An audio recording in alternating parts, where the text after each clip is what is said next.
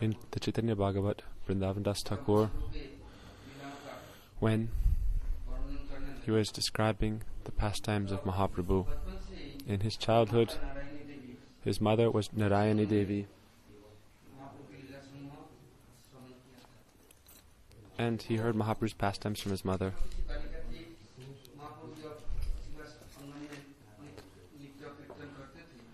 Mahaprabhu would dance in Shiva's Angan with all the devotees. However, he would not close the doors to Narayani. She was a young girl, and she would bring 108 pots of water from Ganga for Mahaprabhu's Abhishek. When Mahaprabhu would do Abhishek,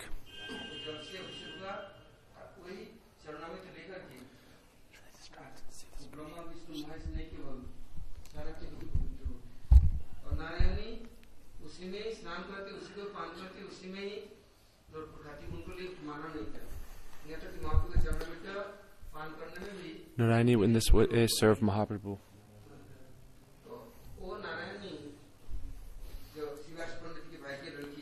She was the daughter of Shivas Pandit's brother. When Mahaprabhu took sannyas and left, she was so sad.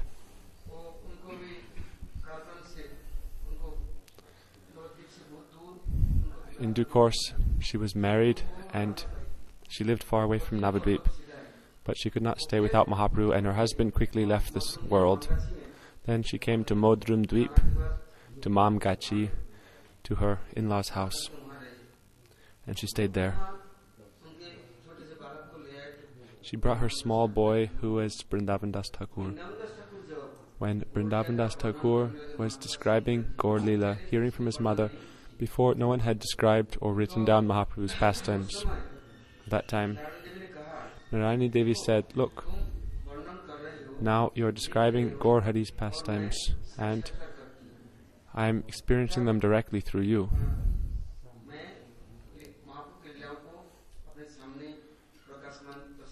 I am having darshan of Mahaprabhu's pastimes as if they are appearing directly before me. So do one thing for me. If you do not get the mercy of Nityananda Prabhu, then you will not get Mahaprabhu's mercy. And whatever you describe, if Nityananda Prabhu does not hear it, if Guru does not hear it, and if Guru is not pleased, then the Lord will not accept anything. He will never accept it." When she was remembering Nityananda Prabhu, then he forgot Mahaprabhu, and he just began to describe the pastimes of Nityananda Prabhu. He could not give up Nityananda Prabhu for even a moment. And then what did Nityananda Prabhu? Mahaprabhu is always with his associates. So remember those associates. Nityananda Prabhu gave realization of all these pastimes and these associates. In this way, he wrote in one place, Bhagavanira janmatitra jemata pavitra Vaishnavira janmatitra se mata charitra, that just as the appearance days of the Lord are very auspicious, similarly the devotees of the Lord's lives and appearances are just as auspicious. Why? By remembering the devotees, then one naturally remembers the Lord. As long as we have place in our heart for other people, why? Until we have not observed the appearance day of the Lord. But the Lord will enter our hearts when His associates are in our hearts. Unless we have respect for the Lord's associates, or unless we have place for them in our heart or worship them on their appearance days, then the Lord will not appear in our heart. And until the Lord appears in our hearts, or has His Janmastan in our hearts, then we will remain in Maya. So the Lord says, I am not like Brahma, impersonal. I will go where my family members are, where my dear associates are. I will go where my Premi Jan, my beloveds are. Then I will always be present there, I will always be bound there with love, and will not move from that place. In the Anubhasya, in Prabhupada's Tika and Bhaktivinoda Thakur's Tika, it is said, look, in this world, how will we know that you are the Lord's associate? How will we know who is an ordinary person and who is an associate of the Lord? How can we understand this? Like there are many cows, and some cows are very nicely maintained, and some cows are like starving and neglected on the road. Some dogs are combed and bathed and given nice perfumes and put to sleep on a nice bed, and they ride in the passenger seat of the car. And the dog, they will open the car door, and this dog will first go and sit in the seat next to the driver. In the front seat, he will not sit in the back, he will always sit next to the driver. And when they eat, they will eat from the same plate as the master of the house. And the dog has so much respect. And other dogs, they are just like street dogs, orphans.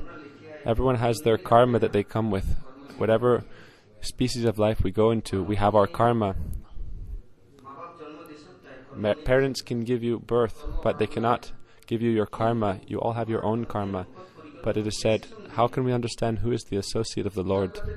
Then he said, look, there's one method. What is that? When you have come into this world, everyone takes birth in the lap of their mother and father.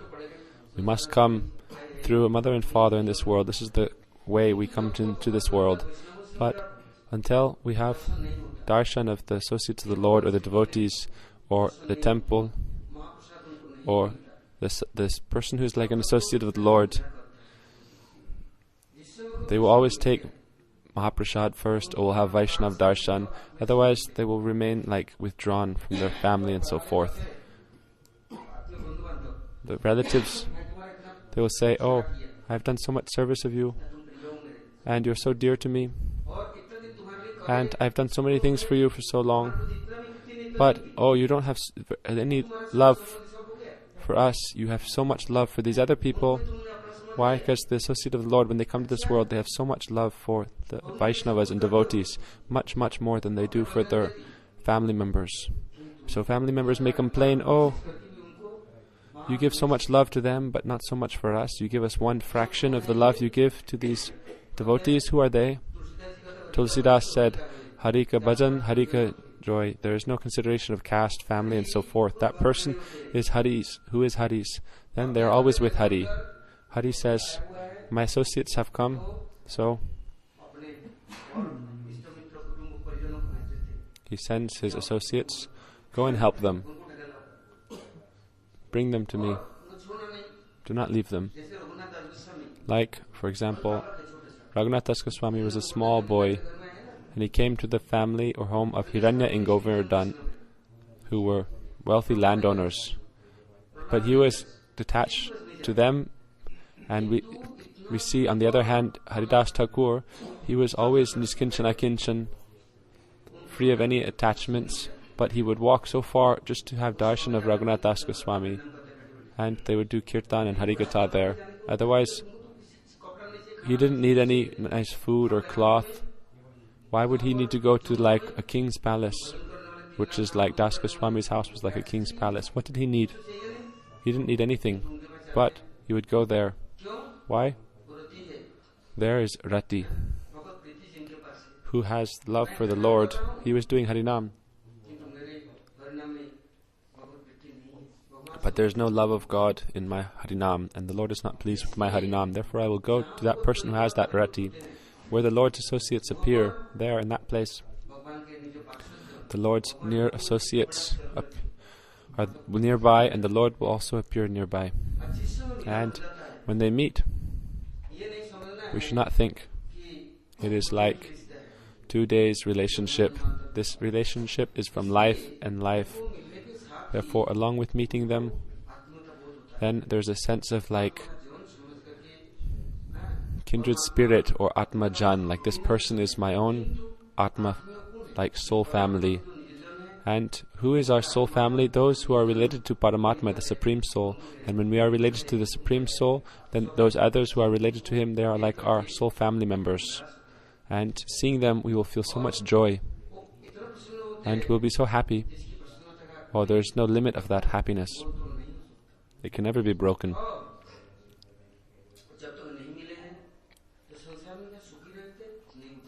And the devotees of the Lord, when they appear, unless they meet these associates, then they will be indifferent and sad or depressed in this world.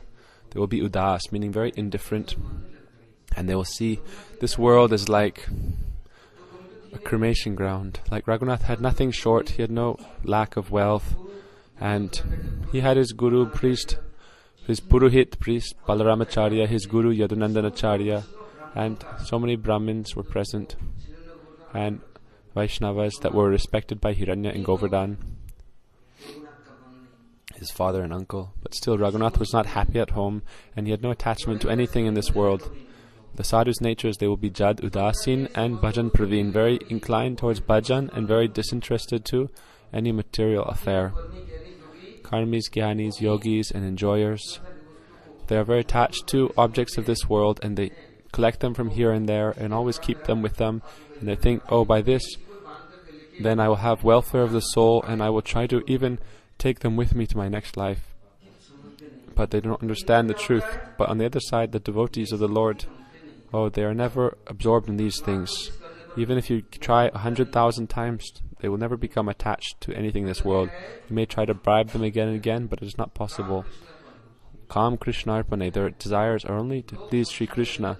Their greed is only in sadhu sangha and in doing kirtan of the glories of Sri Krishna. And their moha, or like delusion or illusory attachment, that is only in Krishna Kirtan and Sadhu Sangha.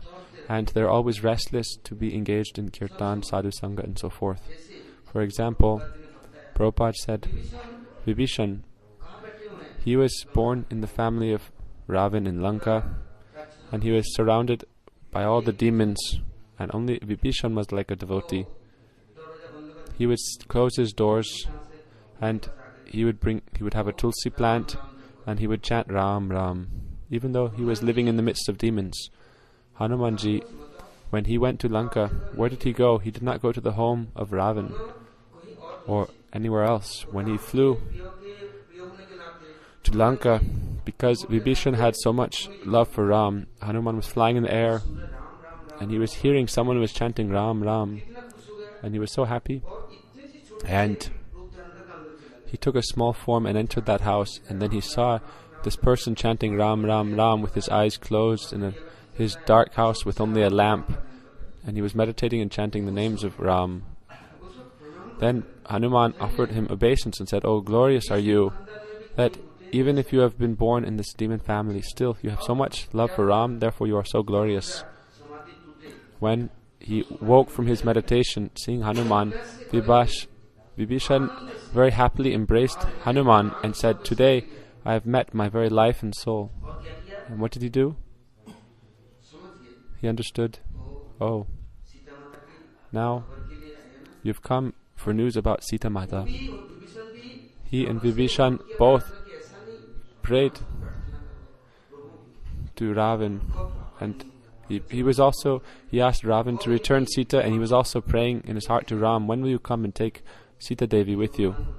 Seeing Hanuman, he understood, now there is not so soon the Lord will come. Therefore, if someone sees the associate of the Lord, then you should understand the Lord is not far. If you meet the associate of the Lord, then the Lord is close by, and you will soon meet him. And if you meet some Santa Mahatma, and you offer them some Tulsi, some Chandan Mahaprasad, then understand the Lord has appeared. He says, Yoga Kshema Vahamyaham, the Lord brings or carries what the devotees lack, Yoga Kshema, and He preserves what they have. So the Lord Himself is bringing this. If the devotees will give you Tulsi, Chandan and so forth, you should understand the Lord is sending this to you Himself. Then, when Hanuman went to Ashok Batika and he saw Sita Devi, and we know how he dropped the ring. She was chanting Ram Ram, and she was thinking that, oh, the demons, they are making some like magic, like they took the nature of sadhus, because Hanuman was sitting in the tree above her and chanting the glories of Ram.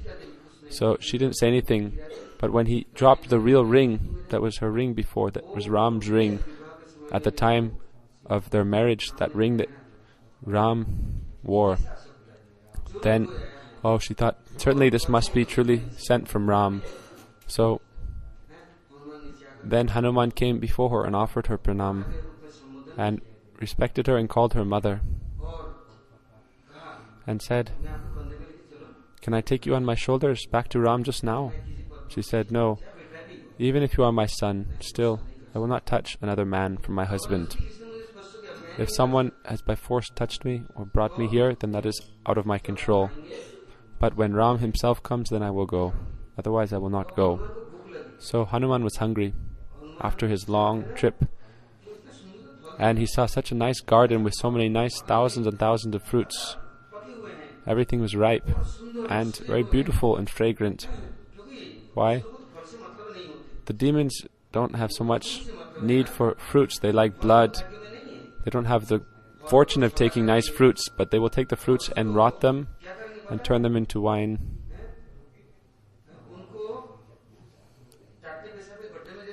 They will put it in a pot, like a pot that they use for stool and urine, and like bugs and worms come in this. So they will boil those all together with all the different bugs. Like we see people also, what do? They put yeast in the flour dough, and then the bugs grow so much and it becomes so floppy. Then they put that in the fire, and when they see, now hundreds of thousands of bugs have grown fourfold, and now I will eat that all. And they call this like double bread, this yeast. This is like many little worms and bugs. So the demons are like this. They will take fruits and then ferment them, and then all the different worms will grow there in the rotten thing, and then they will drink that. They won't take fresh apples, grapes, and things like that. So Hanuman saw, there are such nice fruits, such nice mangoes. Why? Ravan had brought all these fruits from heaven, because he had conquered heaven. So he brought all these divine fruits that were not present on earth before. He brought all these fruits from heaven to earth. Then Hanuman said, Rakshasa, you have taken these fruits from heaven, but I will not. My sevaks, Ram's sevaks, and the devotees will not have this. Only you will have these heaven fruits. And you can drink it like urine, fermenting it, but you won't eat fresh fruits. So he said, mother, there are so many nice fruits. If you give me instruction, can I take a few fruits? I'm very hungry.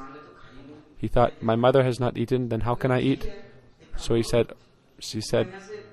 asked her, can I send them to my master from here? My lord will eat fruits then, and I will also eat fruits. So he said, okay, no problem. If you have that strength that you could send these fruits to the Lord on the other side of the ocean, then no problem. So Hanuman from there, he took these like heavenly fruits and he threw them all the way over the ocean, like the whole trees. He was throwing all these fruits across the ocean to Ram, where he was waiting on the other side of the ocean. Like Nigama Kalpaturur Galitam Phalam, we sing this verse in the third verse of the Bhagavatam, that this fruit of the Bhagavatam is unbroken as it's passed down through the disciplic succession. So in the same way, Hanuman was throwing all the fruits across the ocean, and Ram was astonished, where are all these fruits coming from? Like they were being sent by a courier system. They were like all the monkeys and armies were waiting on the bank of the ocean. So what would they do? What would they eat?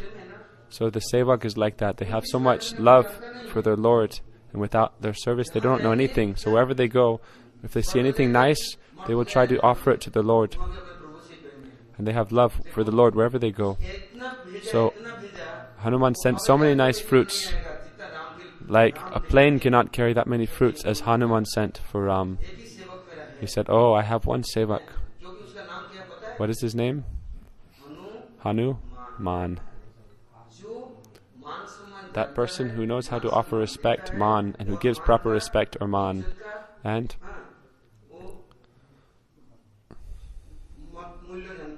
who knows the worth or the value of proper respect. So Ram,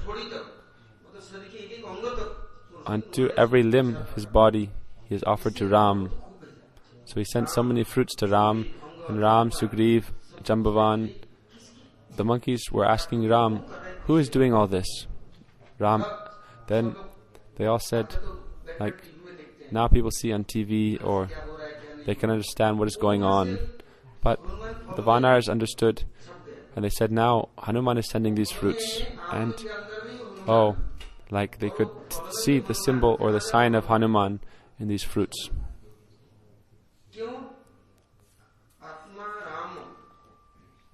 Why? Atma Ram. The Atma has Ram Gaya, or become fully absorbed in Lord Ram. So if there is a sevak like this, then how would the Lord not accept this service? Ram distributed this to everyone and also took some fruits. The servant gives this, the sevak gives this, then how happy the Lord will feel. Why? The sevak has so much love and he gives this with love. So Ram accepted all these. Then he said, Mother, please take as well. But she said, no, I will not take like this. Why? You have given it and I've seen that. You should eat. So then Hanuman, he began to break the whole garden after that. And he did not leave one fruit or one tree. He said, I will not leave one fruit here for the demons. I will destroy it all. I will also not keep any trees. He uprooted all the trees there in Ravan's garden. He collected very nice coconuts also.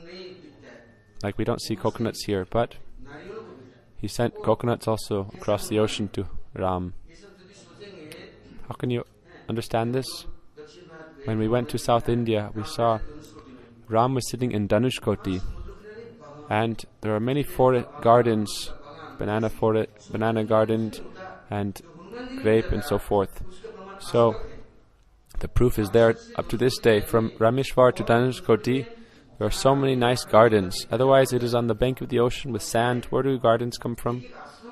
But you see so many nice ashrams are there near the bank of the ocean where Ram was, and everything is filled with nice fruits and flowers, and the sadhus are there living, chanting Ram's names, not forgetting Ram's names even for a moment. This is showing the nature of a Guru Sevak or Bhagavan Sevak. So as a result of this, what happened? Hanuman began to break all the trees. Then the demons came to capture him and fight with him, and he defeated them very easily. Then anyhow they bound him with the Brahmastra. Then why? They didn't give him respect, and Ravan was sitting so high on his throne and Hanuman was sitting below. So he expanded his tail, and then on his tail, he used his tail like an asan, and then his tail went up higher and higher and higher, and then he was sitting even higher than Ravan. He said, oh, you want me to sit below you? You are like Maya Bhoot, lost like a ghost in Maya, and I am Ram Sevak. So then Vibhishan convinced Ravan not to kill Hanuman, even though he couldn't have done it. And then he said, okay, burn his tail. Ravan said, burn his tail, because he was very angry at the tail, because it showed him like disrespect. Then what did he do? Oh, he put so much oil on the tail with so much cloth and lit it on fire. Then Hanuman escaped the Danavas, and then he lit all of Lanka on fire. So then after that he came back to Sita, said, oh, Lanka is burnt down. But how can I take this fire off of my tail? Or if I go and jump in the ocean, even the ocean will burn, and all the fish in the ocean will also burn. So what should I do, Sita? Well, he wanted to make Sita happy and laugh. She was so sad sitting alone. So, he wanted to go and talk with her and make her heart feel somewhat light. So he was talking like a child, like, I don't know what to do. How should I put out the fire on my tail? Should I put it in my mouth or blow on it? But I don't want my mouth, like the hair on my face, to burn. He has all understanding of Vedanta, Shastra, everything. He knows everything. But just look at his nature. He is acting like a little boy before his mother and Bhagavan, even though he knows everything. And he is playing and pleasing her like this. Also, like Ravan, his heart was shook. Why? Hanuman burnt everything in Lanka, and there was no house in Lanka left that was not burnt, and he broke everything. So just look at the nature of the Lord's servants. Then he jumped back across the ocean and came to Ram. So why are we saying this? When? Param Guru Maharaj, in the time of Prabhupada, he was in Mayapur when the Muslims destroyed Kashi Vishwanath, and they destroyed the birthplace of Krishna and Ram, and they killed all the Hindus, and they made mosques on top of the Hindu temples, and also they took over Mayapur, and changed it into mosques and a graveyard even. They turned Mahaprabhu's birthplace into a Muslim graveyard.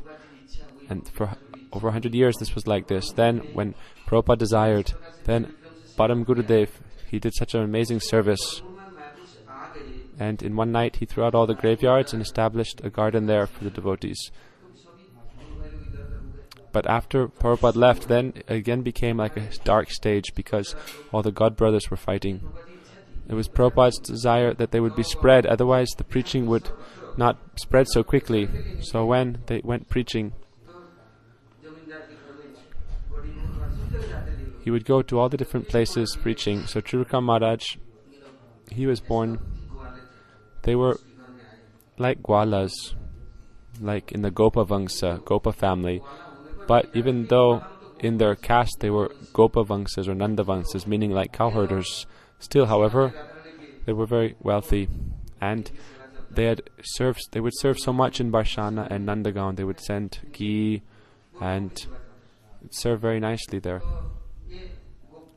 So he was a Gwala or a cowherd in a cowherd family, but they were very wealthy businessmen, and they were big merchants in Calcutta and Assam. They made candles. In Calcutta they made a factory for candles, and also they would sell so much wood, and also they had so much land. So when the sadhus went there preaching, Trivikrama Maharaj would tease the sadhus so much. He was the eldest son. I told before so much about his birth, that his grandparents followed Kartik Brat very nicely in Braj, and after this, during this Urja Vrat, they said, "Oh, please give us a son, and then we will give him to you, Radharani. If someone comes to us, we will give him in your service, Radhe." So when he took birth, they gave him the name Radhika Charan Das. They gave him the name Radhika Charan.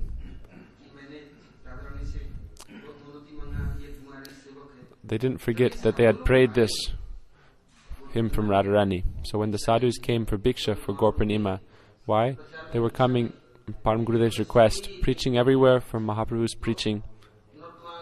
Narottam Prabhu and Bhakti Kumal Madhusudan Maharaj, who was Madhusudan Prabhu, and also other disciples of Prabhupada were with Param Gurudev, and they were going on Bhiksha. So in Bardhaman, there is nice wheat, potatoes, pumpkins, and they grow very abundantly. So they were these landowners and had all these things. So outside of their house, they had so many different fields. Like nowadays, it is called a club. They have, it's called Baganbadi. And there, the sadhus came and stayed there, and they did puja, path, harikatha, kirtan, and festivals. So Radhika Charan,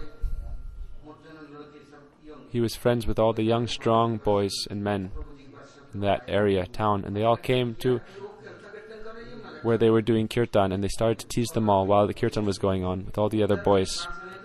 And the sadhus on one side were dancing, and then all these strong young men were dancing, but teasing the sadhus.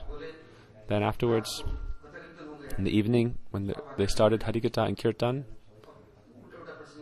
then Trivikrama Maharaj, or who was at that time Radhika Charan, he began to ask questions to Madhusudan Maharaj.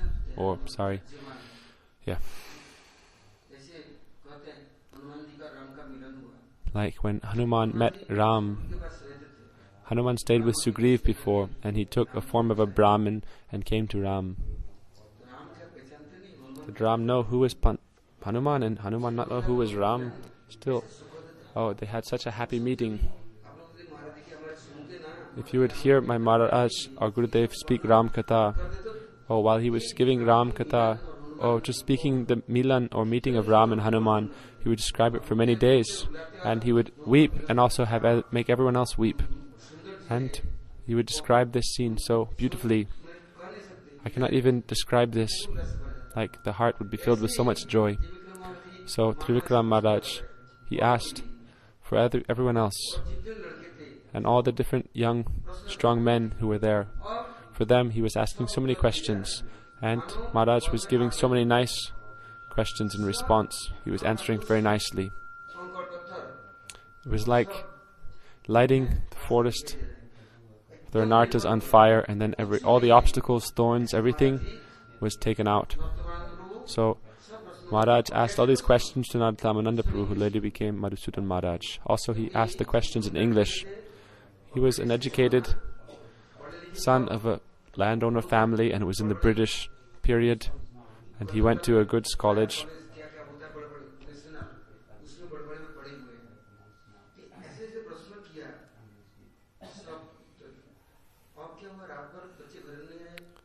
So he didn't return home till late at night. When he returned, his family members asked him, "Oh, what did you do? What were you speaking about?" They were asking, where did he go? They were looking for him, so they went there and they found he was speaking with Narottam Prabhu. So his parents said, "Oh, anyhow, separate him from the sadhus, otherwise we will lose him." They were afraid already that they might lose him to Radharani. So when they met him, and the next day there was Nagar Sankirtan with the sadhus, and they went out for Bhiksha.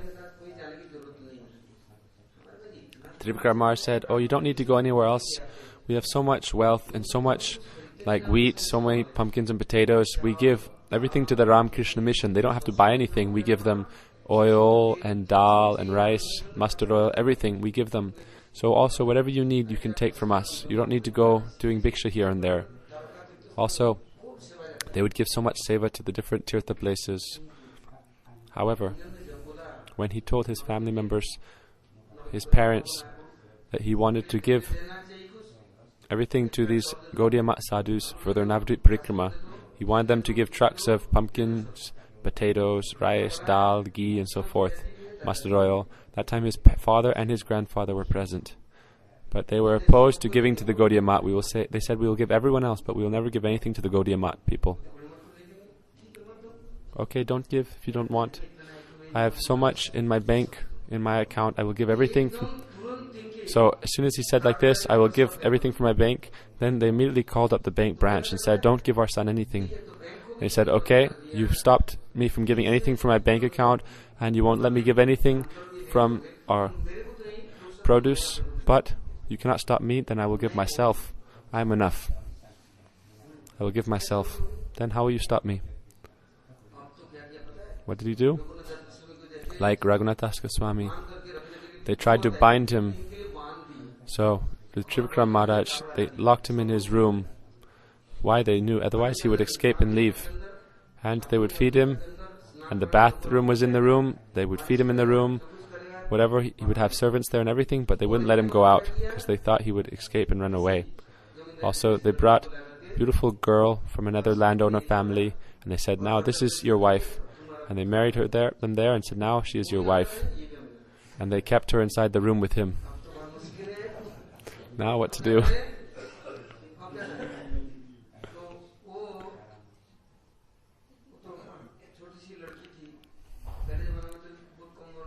Before they would get married, when the girls were very young, so she went to sleep. So he took her clothes that were in the room and he dressed himself in her clothes. And then he took the key somehow or other from her, and then it was raining so much and it was a storm, and he took a pot and a broom as if he was like a cleaner lady, and he covered his face with this lady's cloth and escaped outside of the house incognito, and then he went out into the storm. It was such a strong storm that in the storm season in Bengal that the water fills up many feet.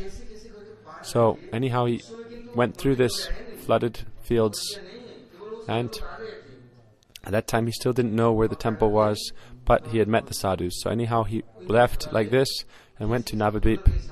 So then immediately when they found that he had escaped, they started to check out, or like to send spies and figure out where those sadhus had come from. So they found out that they had come from Navadvip, and they were which mat they were from. So they came. At that time Param Gurudev was in Devananda Gaudiya Mat, and they only had a few rooms. So they went to the temple and they brought his wife and said, "Now you will stay here." She said to Trivikrama Maharaj, "If you do not come back with us, then I will burn myself now. I will kill myself here." So he said, "Okay, if you have the kerosene, then I have the matches. You can pour the kerosene on yourself and I will light the match."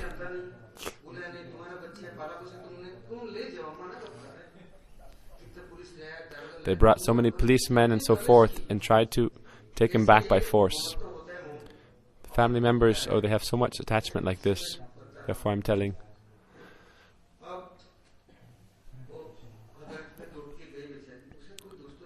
She didn't have any fault, but anyhow, she went back home, and very quickly after that, she gave up her body.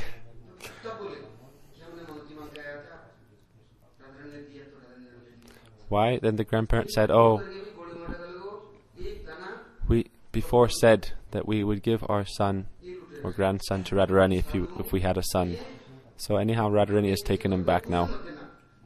But they were very opposed to the Gaudiya Mat sadhus. They said, don't let them... They take the young, nice sons. They want the cream. They don't want the chach or buttermilk. They won't take the old people. They want the nice, young, strong, young men. The sadhus will steal them. They want the makan, but not the chach or buttermilk.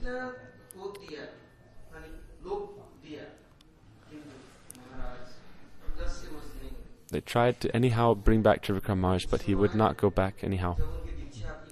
And then later, when he was going to take Diksha from Param Gurudev, Param Gurudev was going to give Harinam in Diksha on Gopurnima. Then my Guru Maharaj, Srila Bhaktivedanta Gosvami Maharaj, he was present. He was Sajjan Sevak, and he was like with Param Gurudev since his boyhood.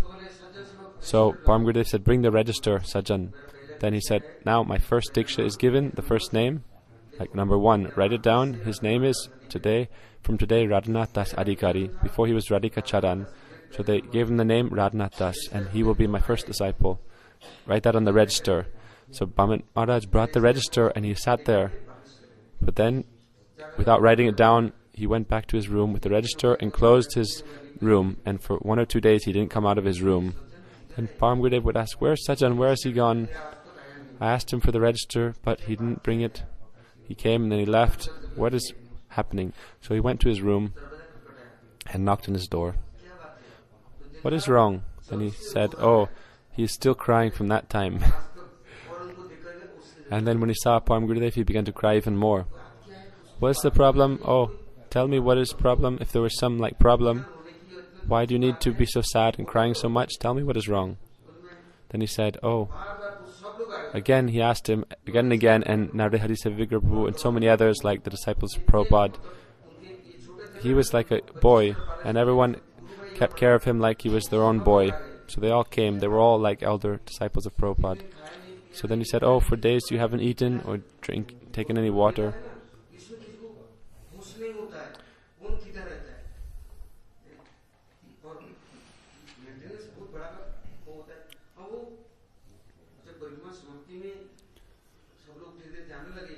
Why? This was during the festival time, and so many people were there.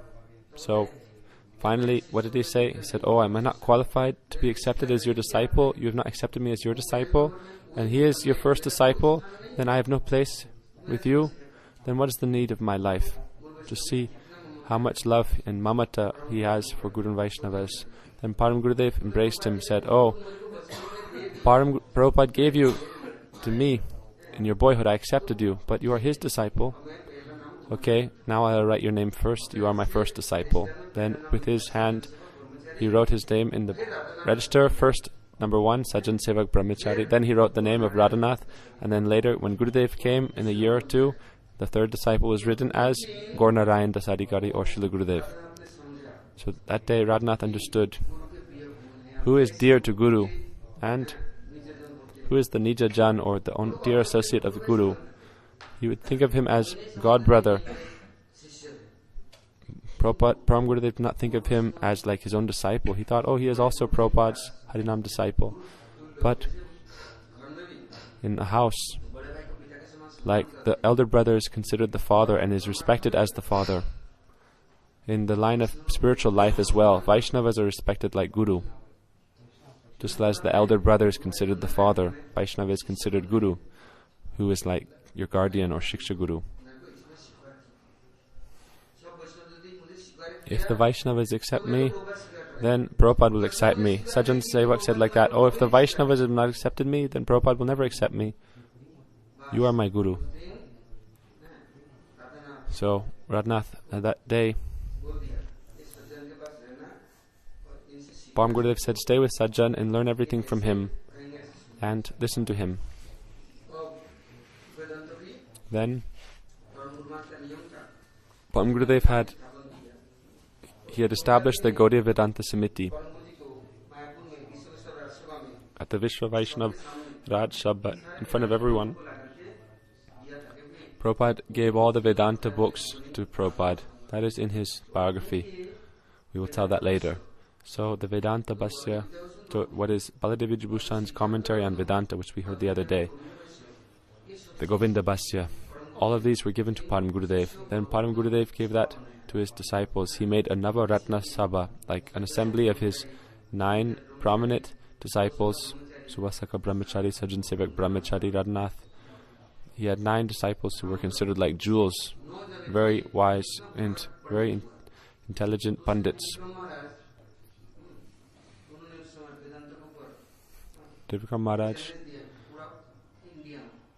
they gave like a challenge in India that the real meaning of Vedanta is bhakti. It is not Mayavad or Brahmavad or Nirakarvad.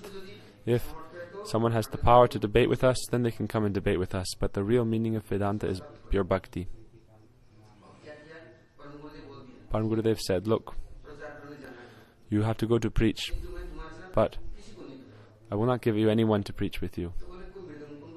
And who will play mridanga? I will do kirtan. Who will play mridanga when I do kirtan or harigata? I need at least one person. Param Gurudev said, I am with you. Am I not with you?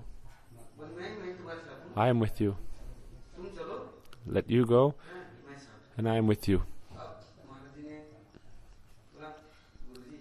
Trivikrama Maharaj said, okay, Gurudev, still, everything is good, but still, please give one person.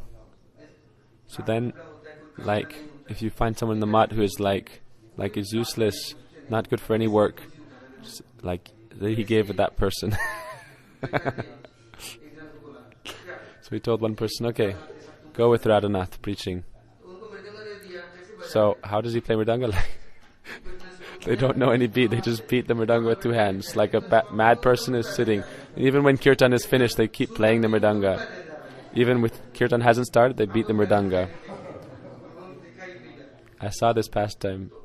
He would play mridanga like that, and when they would cook prasad, he would put the eggplant fully in the sabji, and he would say, oh, the sabji, the baigan eggplant isn't like sinking, and he kept putting water and water on it, but saying, I won't tell his name. So Trivikrama Maharaj said, have you cooked? And they said, yes. Oh Maharaj, one thing. He was very simple. He said, Guruji, one thing. This eggplant, you cannot make it sink in the sabji. It is just floating on top. I don't know what to do. Then how did you make sabji? He said, oh, what did I do? I put so much wood in the fire, and I put so much water on top, but still the eggplant wouldn't cook. So today only we'll have liquid. He didn't know how to cook. So he gave people like this. But Trivikrama Maharaj would not be upset. And he began preaching with this person in Navadvip and on both sides of the Ganga, where Mahaprabhu had travelled. He went to Chhatrabhog, and where the path Mahaprabhu went to Puri with, in all the different villages. How did he preach? Like he went to someone's house and just took some rice and some rupees and came back, or atta. He brought so many sevaks to Param Gurudev, or he brought so many people to Param Gurudev. How would he bring them? Like,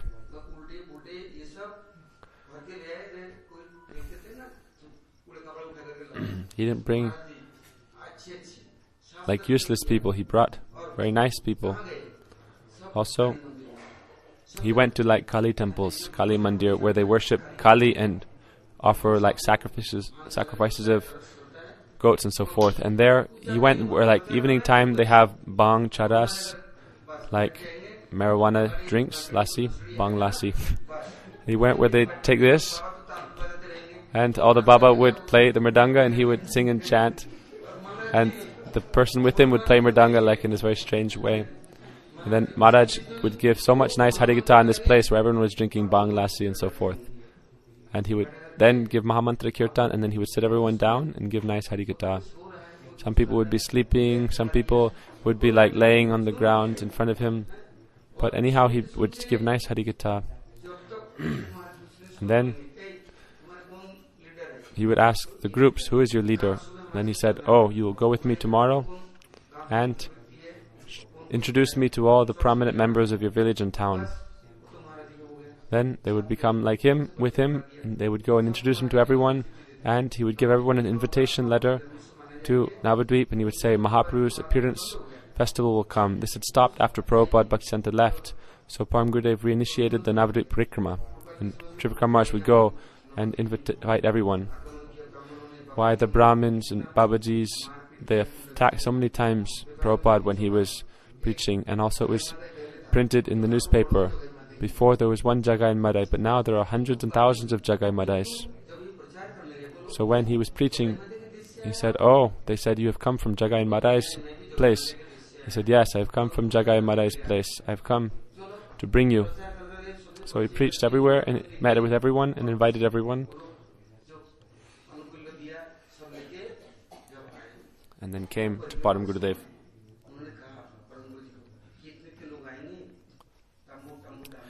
He told Param Gurudev, so many people are coming. Then Param Gurudev said, you have to manage everything.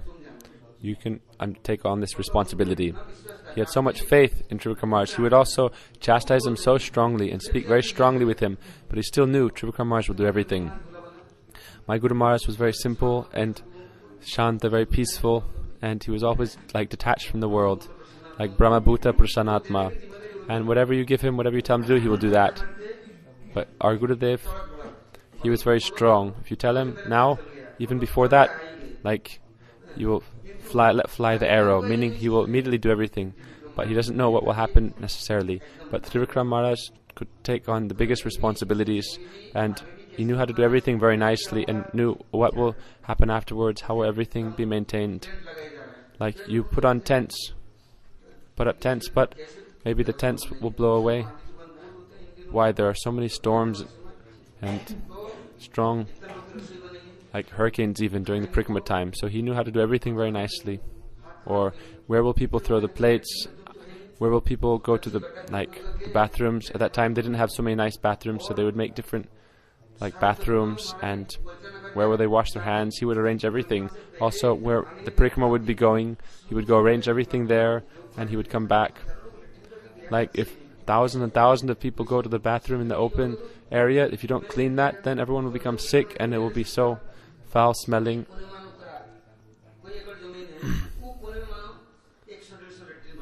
So he would make like 150 bathrooms on one far side of the Parikrama, and they don't have so much money that they are buying so many cleaners.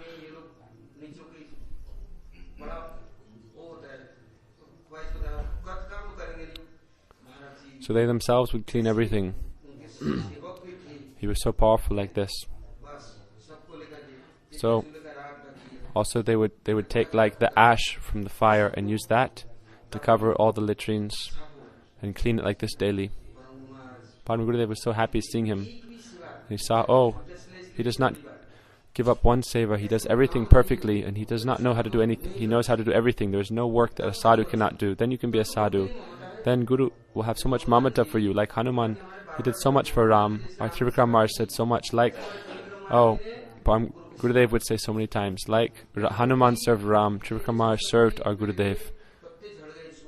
Like, what would he do if jackfruit leaves and palm leaves, they would fall? He would collect them when they dried, and he would use these to light the fires. He would not waste any money. So he would collect all the different leaves like this that you need for fires. We don't use oil and things like that to start the fire. Some people, what they do, they use like 100 grams of oil every time they want to start a fire. But he would not waste anything like that. He would give one match. He would not give two matches. If you want to start a fire, like, he would only use one match. Also, he had so much affection and mercy.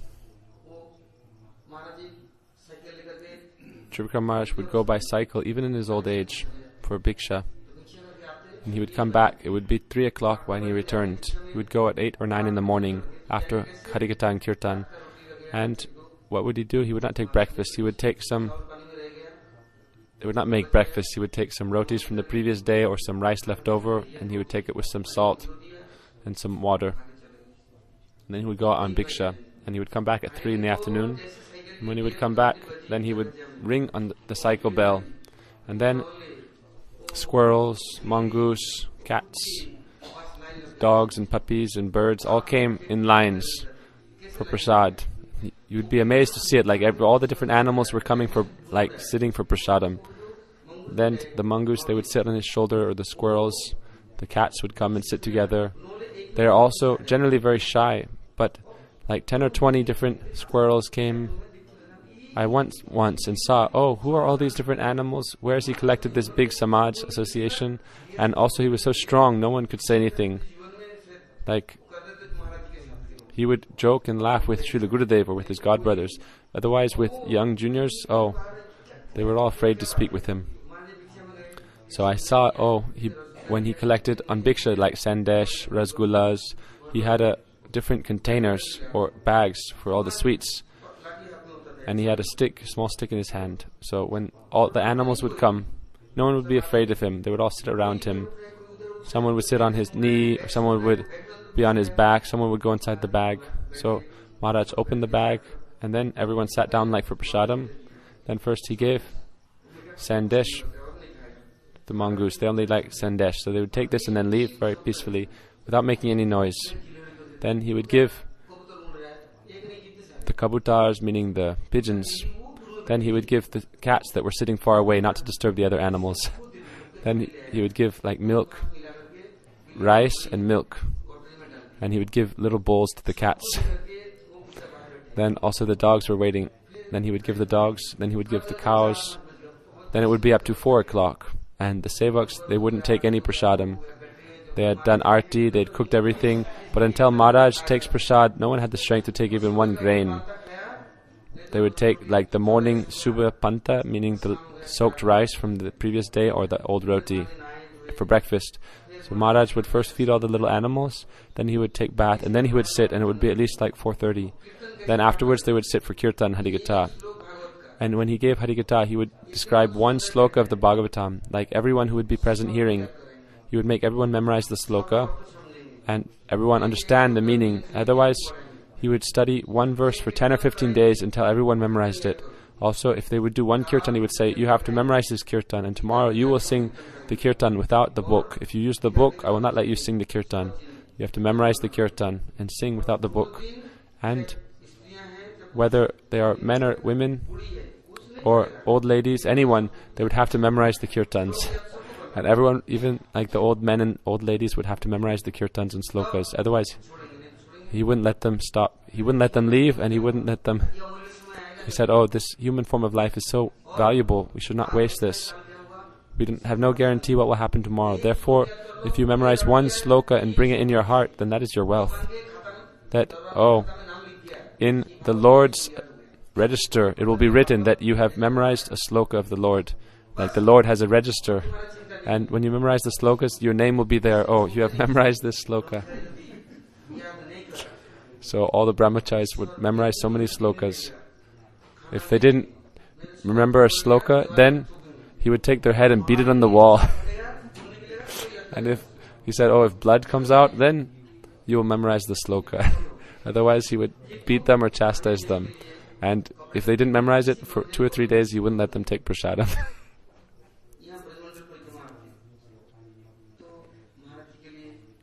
So when they came for Braj Mandal Parikrama here in Braj, he would always bring something. When he would be leaving, then Gurudev would ask him. One time I remember he gave a small cooker. Like if someone came quickly, sometimes like use a pressure cooker to quickly cook in the time of need. Maharaj would always cook himself, whoever would come, even if they came at 2 in the morning or late at night. He would always do it himself. So I gave a cooker to him. When I went, I cooked for him. In the cooker, that one time I was serving out prasad from the cooker, and the whistle on the cooker was stuck, and so I was hitting it with the spoon a little bit to get the cooker the thing out. Then he began to shout at me so much. Oh, why are you beating the cooker? I said, oh, I will give 10 or 20. He said, oh, you don't know any maryada? You don't know any proper etiquette? Why are you beating the cooker? Why are you hitting the cooker with the spoon? And he was shouting so much, I was like afraid. He said, why did you hit the cooker? Oh, you don't know how to respect everything? This is also a sevak. This pot is also a sevak of the Lord and has come for the Lord's service. Oh, you don't beat your head, but you will beat the cooker? Now people, they break so many things. But the acharyas, like in Trivikrama once, they lost one pair of kartals. Srila Gurudev said, oh, where have these kartals gone? He became so upset, he wouldn't let them go forward. People said, we'll buy so many more kartals. He said, until we find that pair of kartal, then we will not go forward one step. He said, I want those kartals. Why did you lose those kartals? Go and find them anyhow.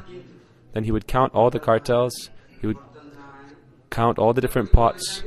Even after the whole Trivikrama, then he would count everything. So he saw, oh, one pair of kartals was missing. He said, where have those kartals gone? This is Srila Gurudev. They had so much so much mamata, that these are for the Lord's service. Therefore we should always have affection for them. We should not be like laprabai, which means neglectful. Like I've seen since the Westerners came, oh, something becomes a little old or a little rusty, then oh, they throw it away.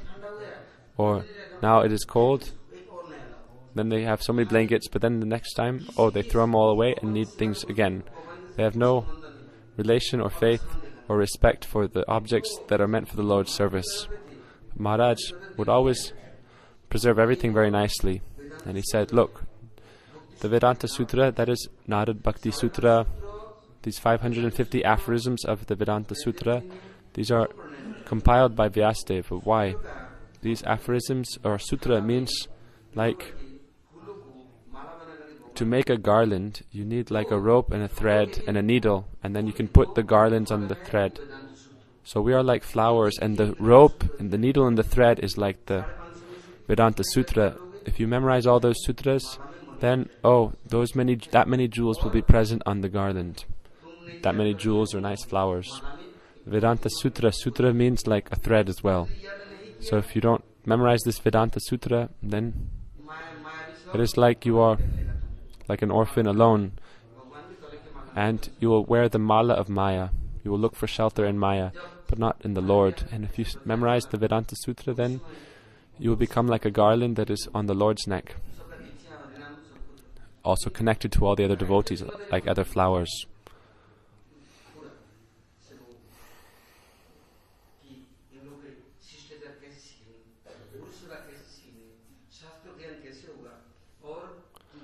So, Trivikrama nicely taught everyone about the different types of aparad and how to progress in bhakti. Otherwise, if we don't know these things, then our life will be destroyed. So Maharaj very nicely explained everything. He would do kirtan very nicely. Like, for example,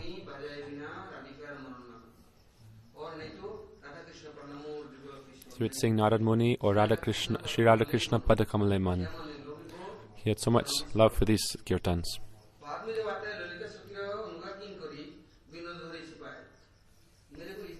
I remember once, I cannot forget this in millions of lives, when he would sing Lalita Sakira Ayogya Kinkari 50 or 60, 70 times.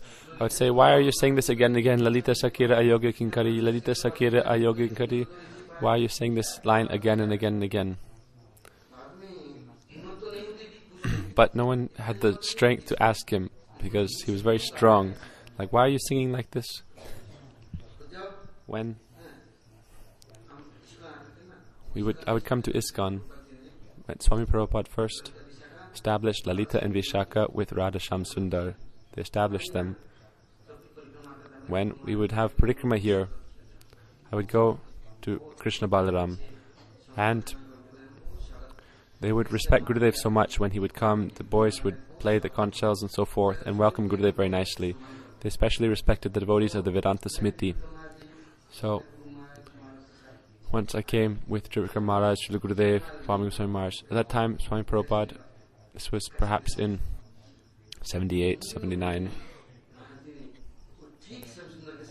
So one time Maharaj was sitting in front of Sham Sundar, where the tulsi and the trees are, and Gurudev, Bhamusar Maharaj and Gurudev, they were sitting there, and Gurudev began doing kirtan, Lalita Sakira Ayogya Kinkori Vinoda Dhari Chepai. I was amazed. We said, oh, we have come to Vrindavan if we have not had darshan of Lalita and Vishaka Devi, and then how can we get the mercy of Radharani? They are her Priya Parikars, dear associates, but they are so gambhir and kator, like Gurudev was very grave, that Trivikrama, when Gurudev would sing Radhe Radhe, he would say, oh, you're only chanting the names of girls again and again. He would tease Gurudev so much. Oh, you don't say Krishna Krishna or Jai Shri Krishna, you only say Radhe Radhe, Radhe Radhe. He would tease Gurudev like this. So when Gurudev had many disciples, Gurudev would be giving Harikatha and Trivikrama would steal the mic. That Gurudev would not even speak for 10 minutes, and then he would take the mic and start speaking. And Gurudev's disciples would be very disturbed. They would become very angry. Oh, who is this? Guru Maharaj is giving Harikatha to us and he won't let him speak. He's stealing the mic. Oh, we have to listen to him. But someone would go and complain to Gurudev. Then he said, look, someone told Trivikrama Maharaj, he said, the doctors told Gurudev not to speak for more than 15 or 20 minutes. Do you know that? Gurudev had an operation in the Bombay hospital, and the doctor said, don't speak for too long, 15 or 20 minutes, and then take a rest, and then you can speak again. So Trivikrama Maharaj, after a break, then he would give the mic back. Like sometimes Gurudev would become somewhat absorbed in speaking, he wouldn't know the time passing, so Trivikrama Maharaj would steal the mic. But he would also always do it in like a very contrary mood. Also, he would ask such like strange questions to disturb Gurudev so that so much more sweet katha would come out. And Gurudev, like his whole face would become red from anger. But then he would give such sweet answers. Then he said, look, there's so much honey in the bee's nest, but if you don't poke the bee's nest, then the honey won't come out. So you have to sometimes take a stick, and then you have to hit the bee's nest, and then the honey will come out. So he would tease Gurudev so much. He said, Maharaj has so much ras, but if we don't tease him, then the ras won't come out. So I know how to take out the ras.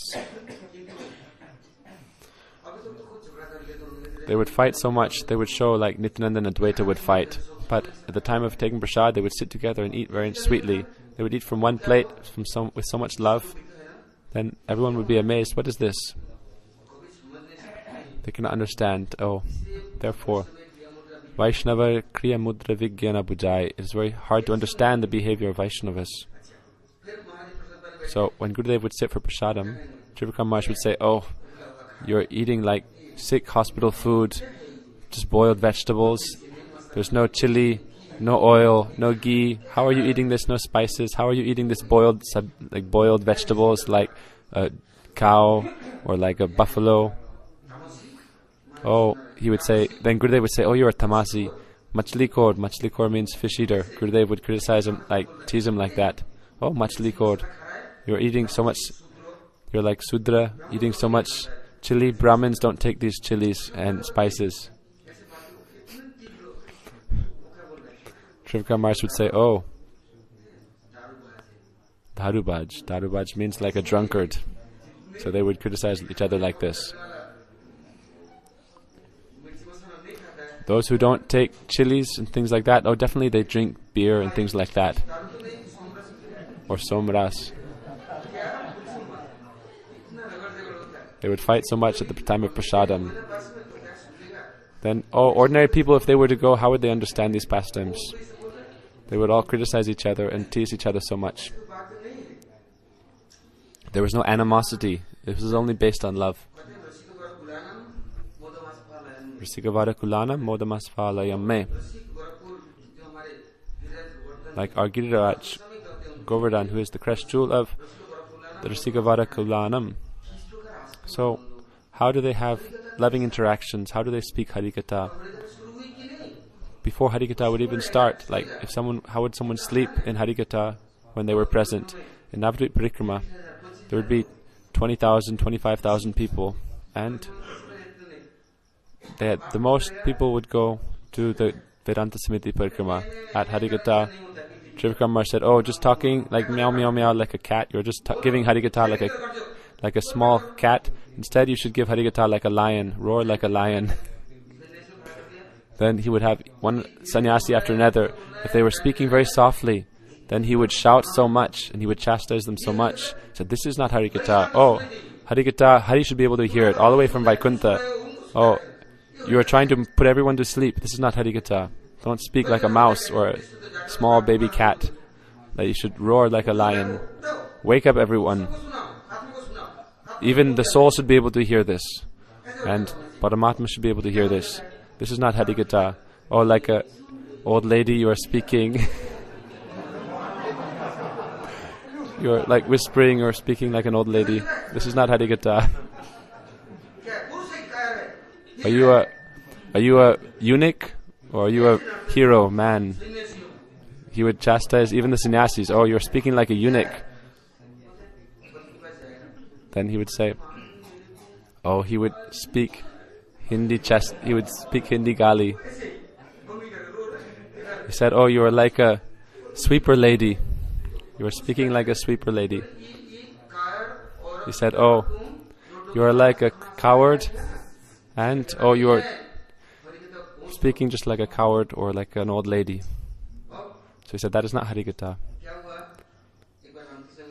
One time, many sevaks came from the Ramakrishna mission. And they had a program in nearby Balir in the station. They were doing Mahamantra Kirtan very loudly. Trivikrama Maharaj was there. He didn't even need loudspeakers. He would chant so loudly. 1,000 people could hear hear the Kirtan or Harikatha. So then, in the open, in front of all the Ramakrishna mission sevaks, he began to criticize them. He said, this is the chicken mission. Why? You take pigs and chicken pakoras and fish. So this is not the Ramakrishna mission, this is the chicken mission. Then, openly in front of them on the stage, he invited them all, and then he had them all, and then on the big stage, he was just criticizing them all like that. Then everyone there, they became so angry. The members of the Ramakrishna mission, they all became very angry and said, oh, the Gaudiya Mat Walas, they came and invited us, and now they are criticizing us so much, then you can't respond. What did they do? Then they became very against. And they said, oh, whoever has invited them, let us break all their houses and kick them out of this town and city. Why did they invite the Gaudiya Mat people? They have criticized us in front of everyone and given so much like harsh abuse. Like Trivikrama Maharaj, he called his Vivekananda Bekufananda. Bekuf means like an ignorant fool. And they called Rabindranath Tagore like Chagal, Ram Chagal. He is like a goat. And the Swamis of the Ramakrishna mission had no strength to come and respond. Because they themselves, they shave their heads and show off that they are sannyasis. But why? Day and night they are ready to cut goats and drink their blood and eat their flesh. And they are maintaining pigs and eat the pigs. They eat chicken, fish, everything. And then they wear a red cloth and call themselves sannyasis. What do they say? Oh, what is the need of studying the Gita? You should play football instead. This is the essence of all scripture. You should play football. Sounds good.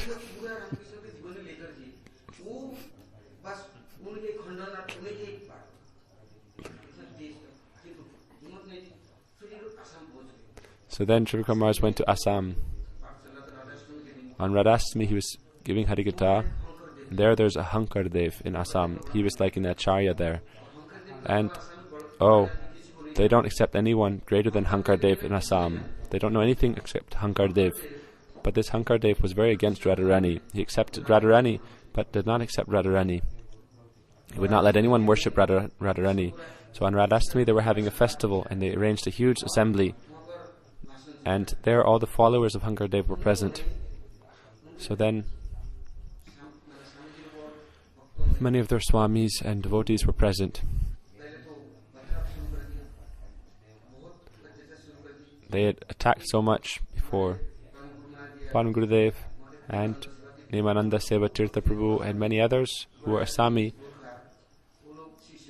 they were disciples of Param Gurudev. So they invited them and invited them to speak, and they said, oh, why should you be afraid? Speak everything. So they asked, oh, they said there's no name of Radharani in the Bhagavatam. Why are you worshipping Radharani? Where's this method of worshipping Radharani come? Oh, you've brought some other person's daughter, wife, and worship her. If you want to worship anyone, worship Rukmini, the real wife of Bhagavan. So then Param Gurudev said Trivikrama Maharaj will give answer. Also, they didn't accept Mahaprabhu to be Bhagavan. So Trivikrama Maharaj said, what do you want to hear first? About Mahaprabhu, how he is Bhagavan, or do you want to hear Radha Tattva? They said, first talk about Mahaprabhu. You are like the servants or chamchas of Mahaprabhu. So first, at that time,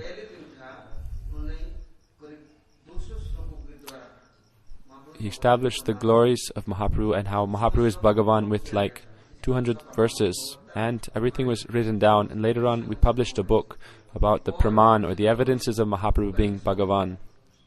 And also, it talked about the Chaitanya Upanishad that was established, or that was manifested, or found. Then also they had Radha Tattva class, and he spoke about Radha Tattva also. Bhami Goswami Maharaj, my Guru Maharaj spoke, and Srila Gurudev spoke, and then they had a program for 7 days. Param Gurudev also spoke. At that time, the college in Gwalpala, now there's a university and college there.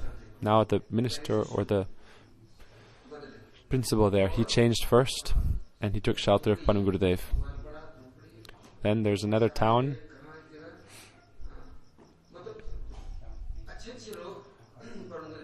Very nice people took shelter of Param Gurudev.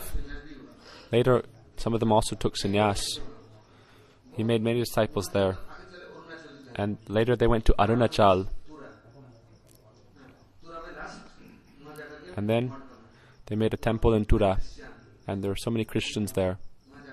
There, they began preaching. When Trivikrama Maharaj,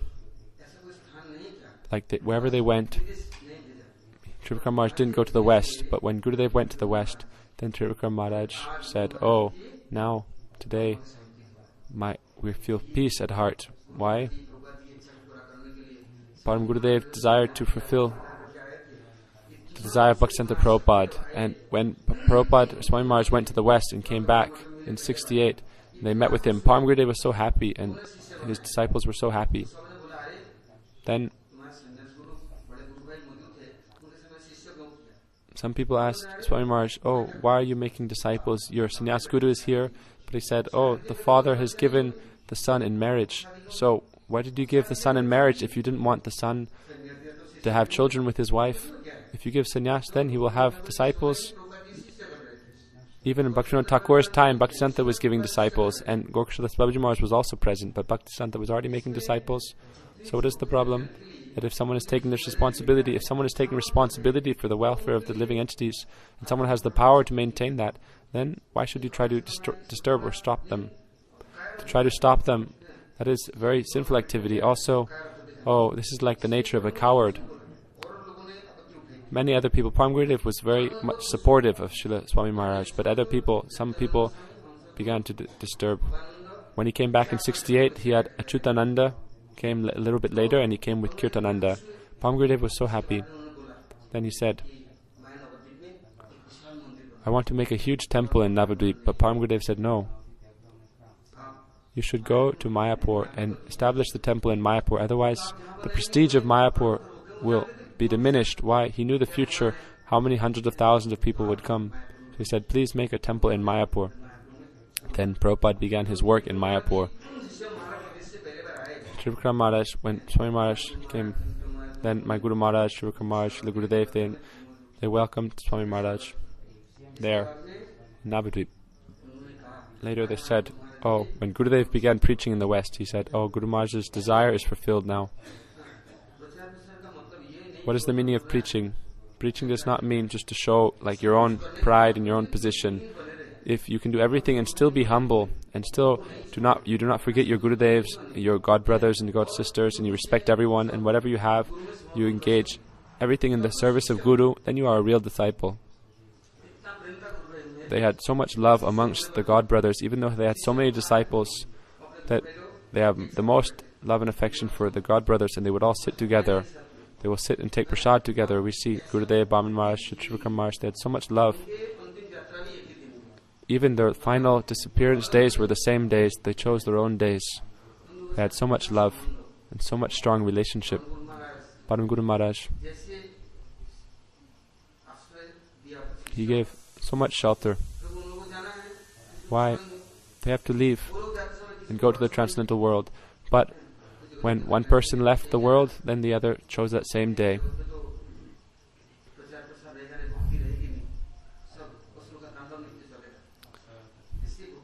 So, to keep bhakti present in this world, otherwise the world will become overcome by demons. Therefore, Vaishnavas are necessary to be in this world. So, they give their Shakti, or this current of the Parikrama will always continue on in this world. Otherwise, the demons will overcome everyone and disturb everyone in the world. So when the Lord's associates of this world are present, then the preaching will go on very nicely and powerfully. And then when the ordinary people, they are not transcendental, they will continue the line. But like when the associates of the Lord come and they preach, they will very quickly and powerfully preach, and then they'll also leave quickly. But the disciples also, they are maintaining everything, therefore they should not be disrespected. In the time of Prabhupada's Bhaktisiddhanta, the preaching was going on so nicely. The prachar, the preaching is not stopping, it is continuing on. But there needs to be qualified people. How can you become qualified? If you do not forget the Guru Varga, then you will become qualified. You must always remember them and pray for their mercy, and take shelter of them, and glorify them, and remember them to kirtan of their glories. Then you can become qualified, and you can help carry on this mission. Then the mercy of the Lord will come upon you so much, and then you can become very strong and determined. You should not become like a mad person, or become afraid. Like if a little problem comes, you will become afraid. You need strength and courage. So today we are praying to Maharaj, let us have Guru Nishta like he had, and Bhajan Nishta like he had, and how he prepared everything. Let us follow everything properly, how he prepared everyone's hearts. Let us always remember him and pray to him. Then we can remain in the realm of bhakti. Today we will stop here. The day after tomorrow is Srila Gurudev's appearance day. So before we would have a 3-day festival. Today, tomorrow and the next day. For 3 days there's a festival. Like in Prabhupada's time, Padma Gurudev and Prabhupada and Gosvami Maharaj have 3 days together, and there would be a 3-day festival for them also. So here also there's a 3-day festival. Wherever Gurudev and Maharaj would be present, for these 3 days they would have a festival. So tomorrow we have a festival preparing for Srila Gurudev. He has many disciples, many qualified people. I desired today to hear, but tomorrow I will hear from the devotees, and also the day after I will have the chance to hear from all the devotees. Why Vaishnavira Gunagan Korele Jivaratran. By hearing the glories of the Vaishnavas, our life can be successful.